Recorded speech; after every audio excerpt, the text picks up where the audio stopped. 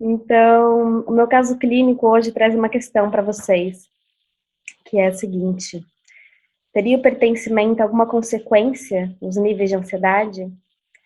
Então, eu espero aqui que nesses slides, nessa apresentação, a gente consiga desenvolver essa questão, ou pelo menos trazer mais questões pertinentes para a constelação familiar.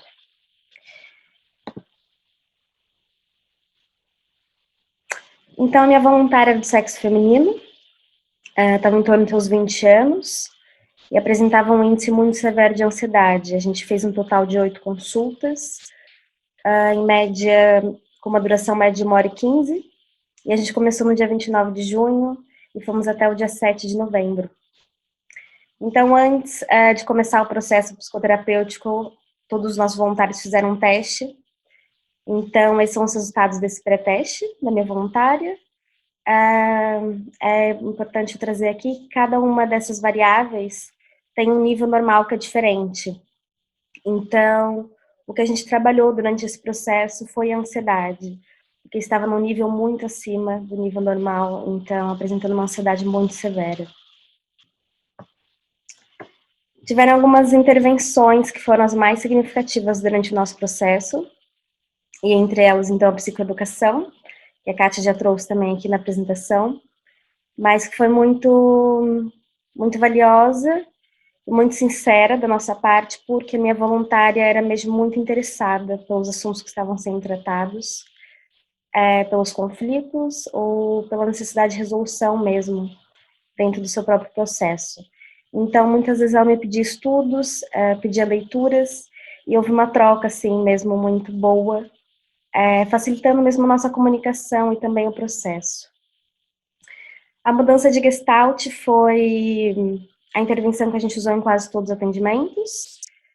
Gestalt é uma palavra alemã que significa forma e também é uma psicoterapia, né, Gestalt terapia, uma linha. E a mudança de Gestalt aqui nas constelações, ela traz a possibilidade de mudar a forma de enxergar um conflito ou algo que está sendo trabalhado. Então, em cada um dos atendimentos, a gente vai trabalhar algumas hipóteses que são importantes ali, para o desenvolvimento dessa pessoa. E no final, a gente tem a possibilidade de trazer uma imagem positiva, ou até uma imagem que incite a mudança, uma imagem que traga alguma curiosidade, através dos bonecos, ou se fosse no caso de uma constelação ali em grupo, através das pessoas, deixando uma imagem boa com os familiares, e trazendo algo ali que seja agradável mesmo, para trazer um fechamento, que é muito importante, não só na constelação, mas em qualquer processo psicoterapêutico, um fechamento saudável, né? Os questionamentos diretos foram também muito importantes, porque a minha voluntária, talvez como muitos dos voluntários que participaram desse processo, nunca tinha entrado em contato com nenhuma terapia, e foi interessante, mesmo muito interessante perceber essa questão quase que inerente à nossa existência, que é uma dificuldade em perceber os sentimentos, não é? Em se perceber, em fazer uma pausa, o que será que eu estou sentindo, né? Como é que foi minha semana? Então, era muito importante que eu trouxesse questionamentos diretos de como ela estava, se era importante para ela que a gente falasse sobre algum assunto ali, se ela saía do atendimento bem, né? É sempre importante também, durante esses processos, como é que você tá, isso faz sentido, você sai daqui bem hoje. Então, tiveram algumas dinâmicas também que foram aparecendo, né? E foi muito importante a gente ir restabelecendo o tempo todo as ordens do amor, que é uma teoria criada pelo Bert Hellinger, que constitui aí 3 leis.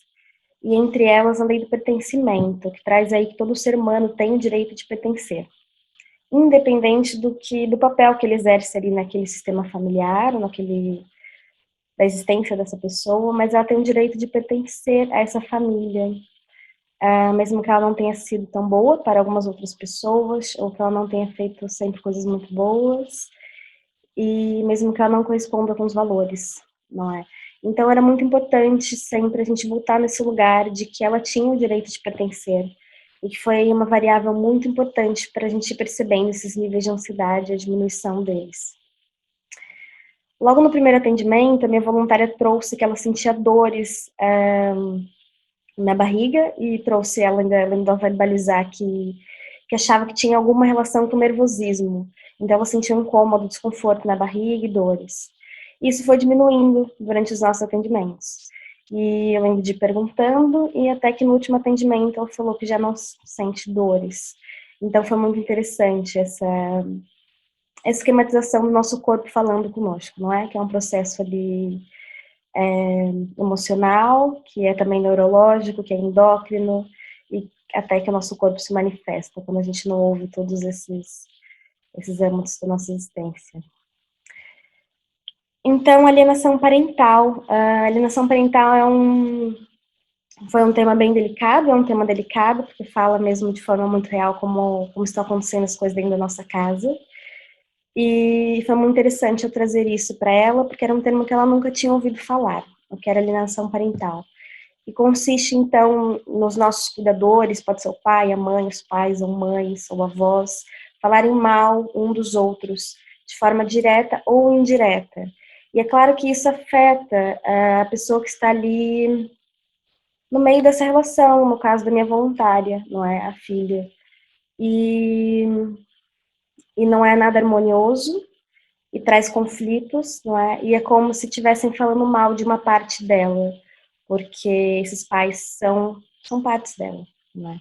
Então, com o tempo, ela foi assimilando o que era essa alienação parental, foi muito interessante, trouxe de novo aí a psicoeducação, me pedindo artigo sobre alienação, a ponto de ir trazendo como foi importante mesmo, verbalizando, para ela perceber como que funcionava essa alienação, e hoje olhar para a relação dos pais e falar, uau, né? Eu passei por isso a minha vida toda e eu só consigo ver isso agora. Mas como isso não é saudável, eu sou colocada aqui nesse meio. Então, aqui são os resultados do nosso pós-teste. A ansiedade passou para um nível normal, a ponto de já não ser significativa ali para a SPSS, então aqui está com nível 0. O estresse também diminuiu muito e a depressão também diminuiu muito. Então, aqui a gente vai chegar nos resultados qualitativos, e ela trouxe, então, a possibilidade de enxergar os conflitos em casa de outras formas, através de outras perspectivas, ainda mais saudáveis, e sem que a tristeza e a raiva predominassem, né?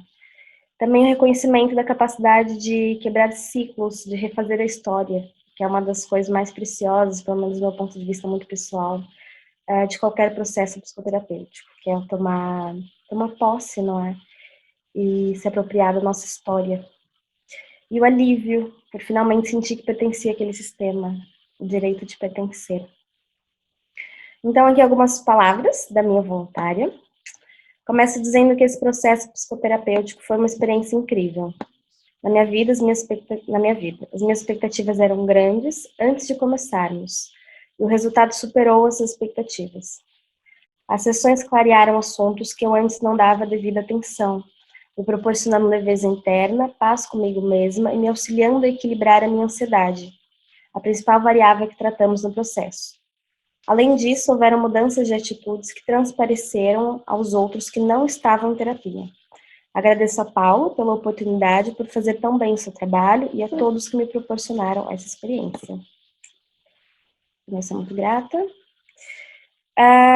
E aqui eu trago um excerto de um artigo científico que traz um termo novo, que é a coronafobia.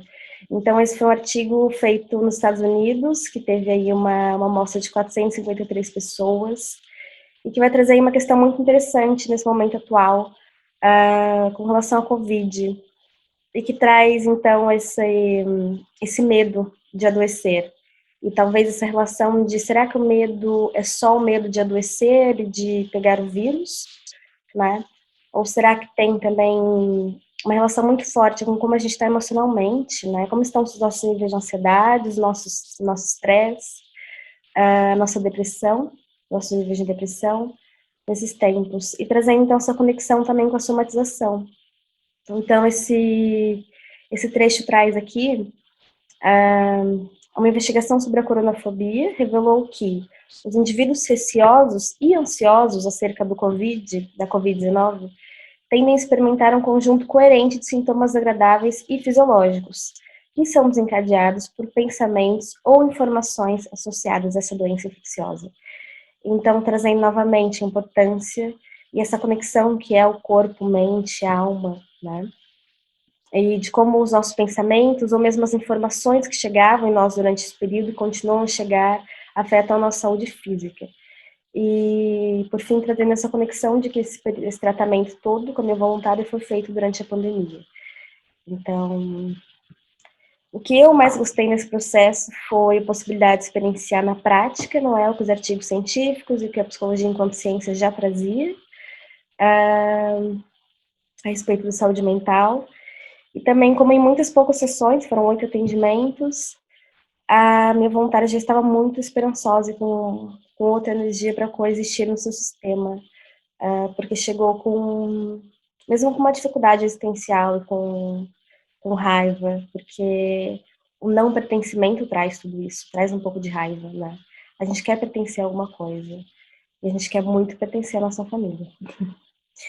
A gente conseguiu desenvolver um vínculo terapêutico muito forte, que foi a base para a gente construir um processo que foi muito rico e que trouxe também esses resultados, com certeza seriam diferentes se não fosse o nosso vínculo.